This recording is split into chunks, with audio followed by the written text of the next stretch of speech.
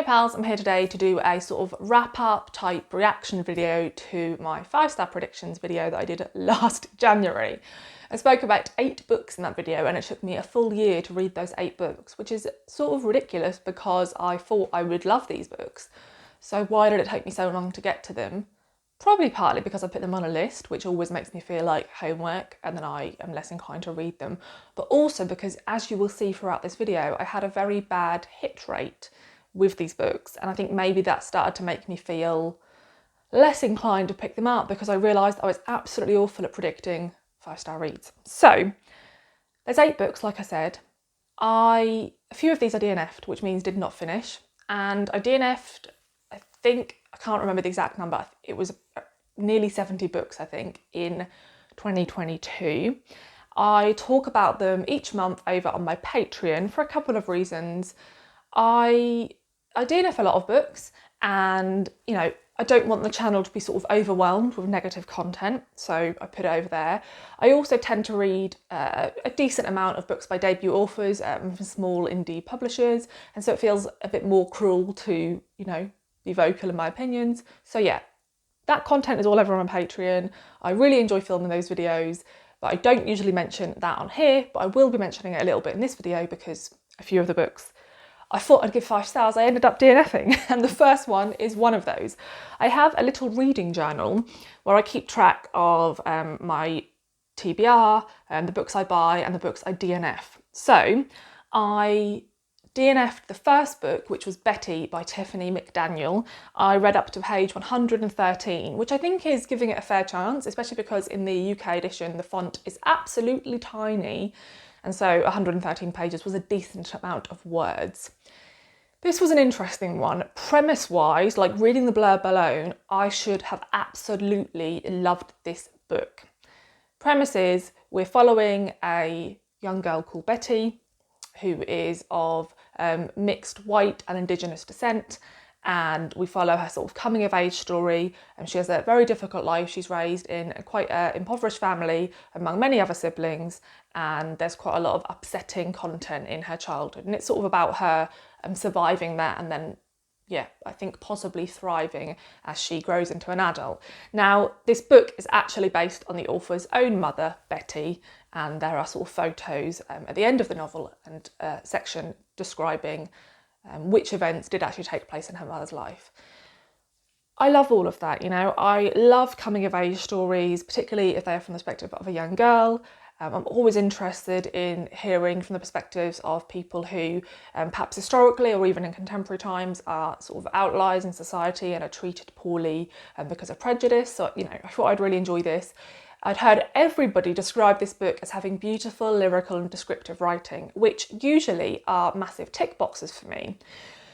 And actually this book in particular, out of all the books I DNF'd in 2022, really made me realise what different things we as readers mean by those descriptors, or I guess by most descriptors like beautiful and lyrical, because I can completely see how some readers would read Betty and think it was absolutely amazing. It's one of those books I don't read and think, oh God, I don't see why anyone likes this. I completely understand why some people do like it, but for me, the writing felt so overwrought, so sort of suffocated by metaphor and simile, that it was sort of like wading through treacle, and I felt there was a lot of really run-on sentences, and I'd get to the point where you'd start to be told something and then it would be like 2 pages later and there'd be this really long monologue which just was filled with so many moments of description that just didn't jive with me, like I didn't like them at all. And I got to the point where I got to the end of a chapter, like something quite awful had happened, and just the way in which it was written and delivered just didn't sit right with me because of this sort of lyrical style. And yeah, I just decided, you know what, even though I feel like blurb-wise I should love this book, actually I don't like this author's writing at all, doesn't work for me. And so I gave up on it, and it was quite interesting because even after I DNF'd this book, I had quite a few people, when I would mention other coming of age novels I'd enjoyed throughout the year, I'd have people comment and be like, oh my God, you would just love Betty, you have to read Betty.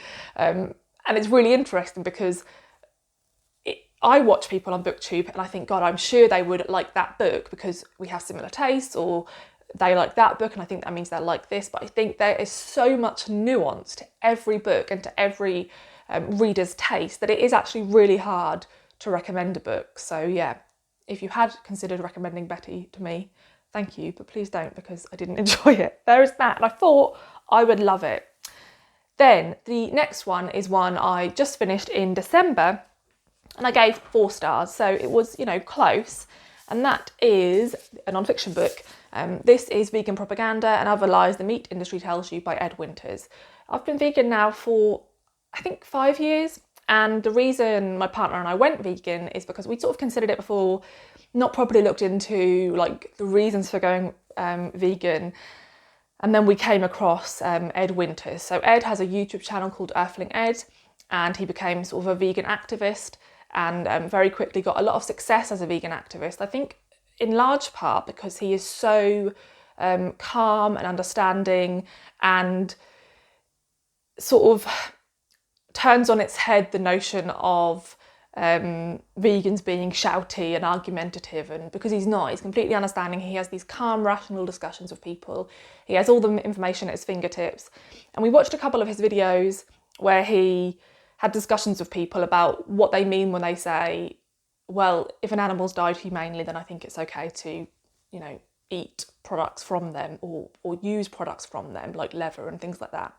And he would ask them what exactly they meant by humanely, and if they thought there was a humane way to die and to take the life of an individual sentient being that has the desire and the will to live, and to live with their young, and to live free of torture and imprisonment. And every time I saw him have these really calm, nuanced conversations with people, they'd get to a roadblock and these people just couldn't answer. And Johnny and I realised we couldn't answer. There was no logical answer to that question that wasn't just, well, there isn't a humane way to do that. And so then we watched a lot of other videos that both Ed had done and other people had done more about the egg and dairy industry, and pretty much went vegan overnight. And because of that, haven't really struggled with being vegan, because for me, once I knew what I knew and I'd seen what happens in you know, even in the UK, because I think a lot of people think the UK is a lot better than countries like the US with the way in which we farm animals, it wasn't a question, right? So when I realised Ed had a book out, I really wanted to support him and I really wanted to read it, but I bought it last January when it came out, but I put off picking it up until December. And the reasons for that are, firstly, I felt like I was going to know all this content because I followed Ed now for years. And secondly, because I know all this content and I already am vegan, it's sort of like just reading a few hundred pages of something that's going to make you really angry because you already know it and it's already heartbreaking. But I did pick it up. And I will say, I do think this book is probably more aimed at people who are not yet vegan. I find it mad if you were to pick this up and, you know, there are some people who will have dietary reasons, or for example, if they live in really rural areas where the only way to get food is to hunt their own meat. Like, those are the very, very, very tiny exceptions to the population of the world, right? So for everyone else, I think if you read this and feel like, nah, I'm just going to carry on, it's a bit bizarre to me because it's so well articulated. So this wasn't a 5-star read for me, because for a book to be a 5-star read, like, just the writing itself has to be amazing. And I think Ed delivers the information really well, and the writing is good enough, but for me it isn't that little bit more. And I guess because I am reading it as a vegan who follows Ed, I didn't really get much more out of it. So this felt like a hard and perhaps an unfair one for me to review, because I don't think on the target audience. I think the target audience is anybody out there who doesn't know much about the, you know, meat, dairy and egg industry, or perhaps people who are vegetarian who have thought about veganism but never really looked into it. I really think this could be the push you need. So, I mean, I would love this sort of thing to be, I mean, there's loads of books I would love to be required reading, but this is definitely one of them. So this, yeah, was a 4-star read for me. The next book is Sleepovers by Ashley Bryant Phillips. It is a short story collection that I also DNF'd. I think I read about 70 pages of this one, and I'm actually confusing this book in my mind with Heartbroke by Chelsea Beaker, which is another short story collection that I picked up last year. They were very similar in my mind, so I actually can't distinguish like which stories were in which collection. But the premise of Sleepovers, the reason I picked it up, is because it's a short story collection set in the rural south of America, focused predominantly on working class characters, sort of people who were like outliers of society. And I thought that sounded like the sort of thing I was really interested in. And yeah, so I picked this one up. Again, I didn't like the writing style at all, but more than that, I didn't like the way in which the themes and the characters were handled. This felt very cliche, very tropey, very exaggerated to me. And this didn't feel like a subtle or nuanced description of these people and the lives they might lead. I just found myself sort of wincing and rolling my eyes quite a lot whilst reading the first few stories in this collection. So yeah, decided to give up on that one. The next one is one I did actually finish, and that is The Yellow House by Sarah M. Broom. This is a memoir. I love memoirs, and I really like the sound of this memoir because this is sort of a blend of a memoir and a discussion of like social issues and history, and which is lots of things I really love. So it says, in 1961, Sarah M. Broom's widowed mother, Ivory May, I love that name, bought a shotgun house in New Orleans East and built her world inside it, raising 12 children and her new husband. This is a story of a mother's struggle against a house's entropy and that of a prodigal daughter who left home only to reckon with the pull that home exerts, even after the Yellow House was wiped off the map in the wake of Hurricane Katrina. The Yellow House is an astonishing memoir of place, class, race, the seeping rot of inequality, and the internalised shame that often follows. And I do agree with all that. There were sections of this memoir that I absolutely loved, and I thought it would be a 5-star book. But I think somewhere during this memoir, for me, it felt like she'd got a little bit lost and a little bit... So for sections of this, as it says in the blurb, she leaves her home and she goes to other parts of the world. And when she was writing about those bits, I don't know, it didn't really feel the same as the rest of the book. The book is very much a story of this house she grew up in, of a place and of her family. And when she was dislocated from all of those things, and we were still following that story, I just didn't feel like I needed much details about those moments. I just wanted to be back with the focus of the memoir. Also, I found that there are points at which she blends like actual history of the place and even like, for example, social housing policies and things like that. And sometimes she managed to write that in seamlessly, and sometimes it was on the side of being just a little bit dry. So I would definitely read what this author brought out in future. I thought there were sections of this which were just so poetic and so beautiful, and I think the way in which she describes members of her family is breathtaking, and she can really capture a person and a place. But I think maybe this was just a bit too long, and maybe it needed to be edited down a little bit. This was like a 3.5-star read for me. So it is one I wouldn't wholeheartedly recommend, and I don't think it's a book I'd recommend to people who haven't read many memoirs, because it feels at points like hard work, just because it is like, it doesn't look that long, but it's very small font in my edition, so it did take me quite a while to get through. But like I said, I would still pick up what this author released in the future. The next one is another memoir. I forgot how many non-fiction I put on this list. I think it's actually half and half, and that is Gollum Girl by River Lehrer. I heard quite a few people rave about this one, so I picked it up, and I think I read about 120 pages of this one. I was quite disappointed by this because I'd heard people say how beautiful and lyrical the writing style was, and again, I've already said in this video, we all have different interpretations of what that means.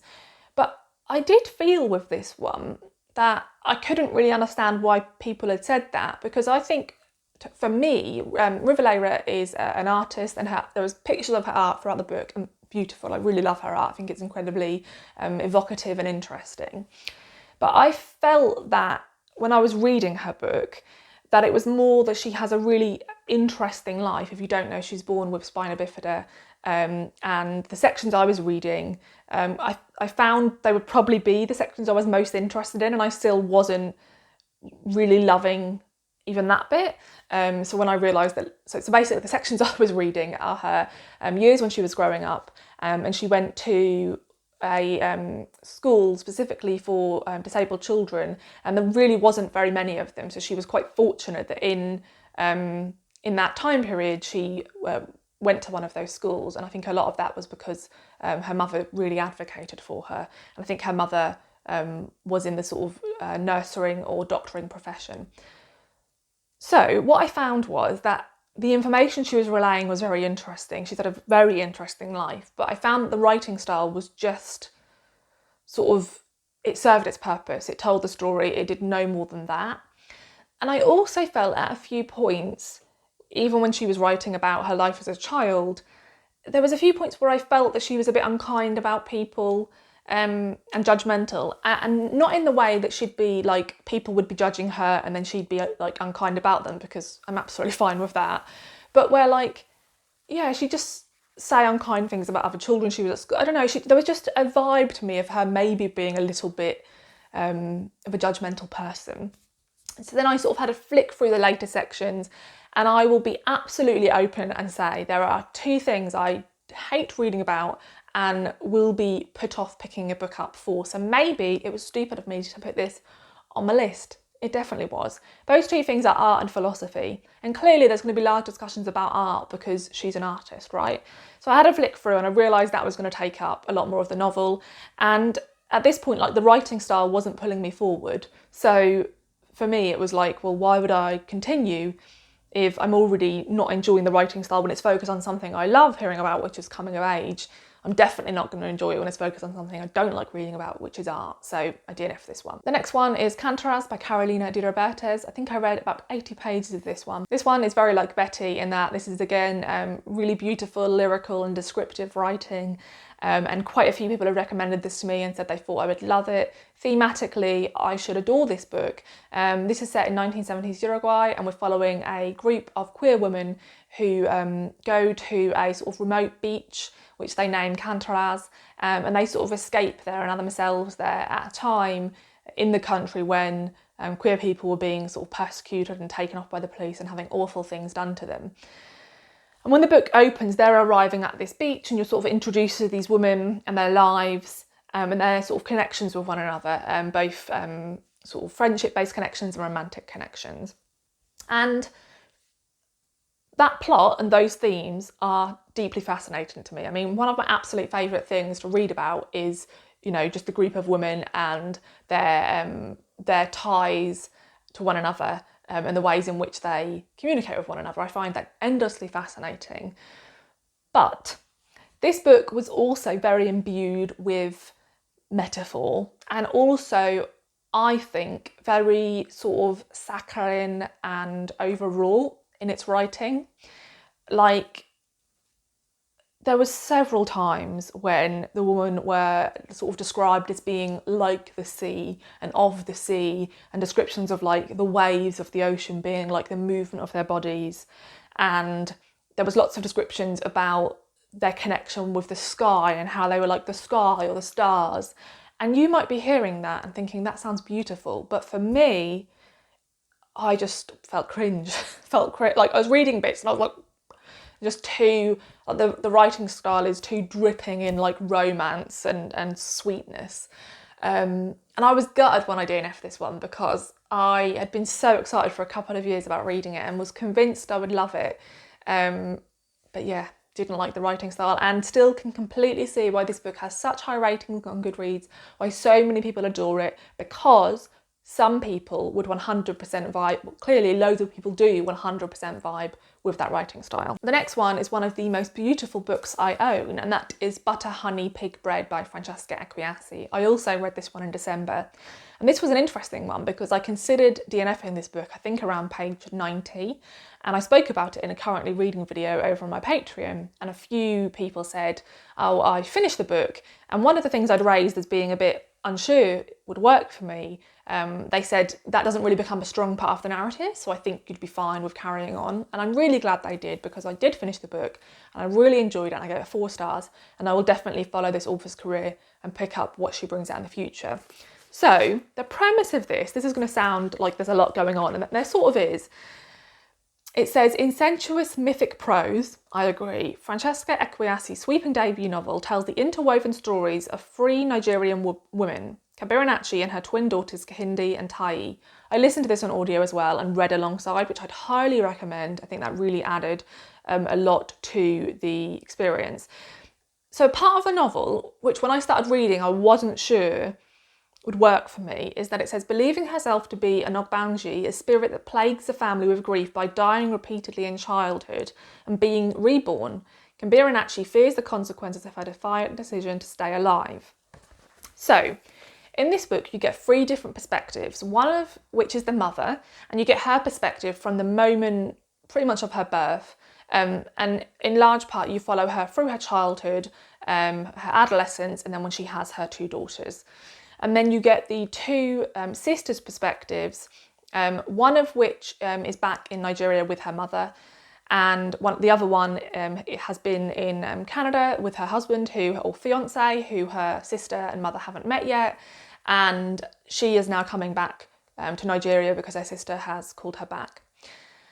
Their mother, from their perspective, has been mentally ill their whole lives, and sort of needs to be on medication and needs to be cared for. But from the mother's perspective, we know that she believes she's this sort of, spirit reborn, and she has these battles in her mind with trying to retain control of her body and her mind and not letting these sort of evil spirits take over. And when I was reading her sections, so here's the thing, right? I enjoy fantasy when it's like, this is definitely magic and this is how it's going down. And I'm fine with a book where, like, I don't know, I was going to say I'm fine with a book where ghosts definitely exist, but I don't think I am. There's a lot of family dramas I see described where I'm like, I love the sound of the whole blurb until it's like their father-in-law's ghost comes back from the dead and like relays a message. Then I'm out, right? And I don't know why, that just doesn't work for me. I either want it to be like completely fantasy or completely realistic. And this was a difficult one because clearly this is a belief system that some Nigerian people can hold, right? But I felt a bit wrong-footed by it. I wasn't sure whether the author wanted us to believe the mother or to believe the daughters, because we're being given these differing perspectives. And if the daughters had believed the mother, I think I'd have been fine with that as well, but I just wasn't sure how I was supposed to sit with it. But I did continue, and I really loved this book. I think if you enjoyed You Made a Fool of Death with Your Beauty, this is like that, but like loads more going on. Like, I really enjoyed that book. It's a really fun romance with, I think, a lot of depth. But this has some triggering content, I will say. It has sexual abuse of a child, and there are a couple of scenes that are very hard to read in that regard. But other than that, this book is about, there's this moment in the sisters' lives that has caused a fracture between the 2 of them, that the mother desperately wants them to heal. And it's about that. But it's also just about them as individuals. I saw some negative reviews where they said it felt like you get much more of, I think it's Tai's story, which is the daughter who's in Nigeria, who is like an amazing cook. And I agree. At points it does just sort of feel like her novel, but I was still really happy when I went to the other perspectives and wasn't just desperate to get back to Tai. So I don't think that was a detriment to the novel. The writing in regards to like our physicalities, like our bodies, and also to do with food is so beautiful, and that's what made me think of You Made a Fool of Death with Your Beauty. This is so sensual, like just the descriptions of her cooking is like super sexy. And yeah, I love this book. This book is super queer. There's lots of really open and frank discussions between the characters. There's loads of really just cool, interesting people. And yeah, I really enjoyed this and will definitely pick up what the author brings out in the future. So I felt like this was a success. Like, this wasn't a 5-star read for me, but even talking about it now, I'm remembering lots of parts of it I enjoyed. And once I got into it, I found it really readable. So I definitely would recommend this book. And then lastly, this is funny that this ended up being the last one on the list, and maybe past me had some inkling, because this is the only 5-star read, which I will have just spoken about in my favourite reads of the year video, which I will link above. So I'm not going to talk about this too much because hopefully you've heard me talk about it there. And that is Girlhood by Melissa Febos. This is a memoir in essays, and this is a mixture of sort of memoir about her coming of age, but also discussions focused on feminism, in particular on the idea of consent and a girl and then woman sort of having her body autonomy taken away from her, being taught at a young age that she doesn't have the rights to what happens to her own body, and that those rights are sort of handed over to men, and just discussing that in all these sort of myriad ways. She's clearly very intelligent. There was lots of sections in this that bordered on sort of quite academic and intellectual, and I had to sort of keep reading to make sure I hadn't lost the trail of thought, and keep reading those sections over, which is something I really appreciate. I want to sort of be pushed. I loved all her reference points.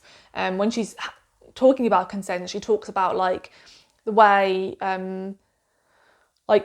men stalking women has been portrayed in films historically, and how that's been seen as like a romantic thing, and just how the depiction in media and the terms we use to talk about some of these really horrible acts by men, we sort of minimalise them, and that's just part of our vocabulary, just part of our normality. I really loved how she pulled it all together, and also the earlier essays, which are much more focused on her sort of coming of age, her relationship with her parents, are just beautiful. Like, this is what I think is like beautiful lyrical language done right. The descriptions just took my breath away. There were so many sections I reread, not because I didn't understand them, but because I thought they were so beautiful I couldn't get that somebody had like managed to get that down on paper. So yeah, loved this one. And that was a 5-star. And that was the only 5-star. So yeah, it was a bit unsuccessful. So I only actually finished 4 of them.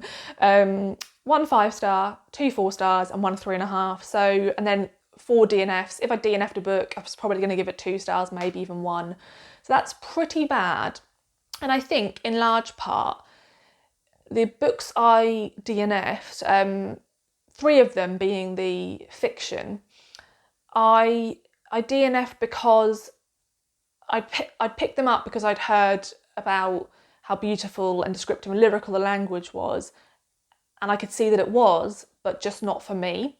And I think with all 3 of them, particularly the 2 novels, it just felt really overwrought, too much metaphor, too much simile, to the point where I was just like, God, like, you know, a bit cringe.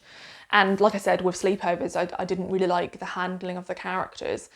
And Gollum Girl was the opposite, in that I just thought the writing was quite serviceable. I read loads of memoirs, right? I love memoirs.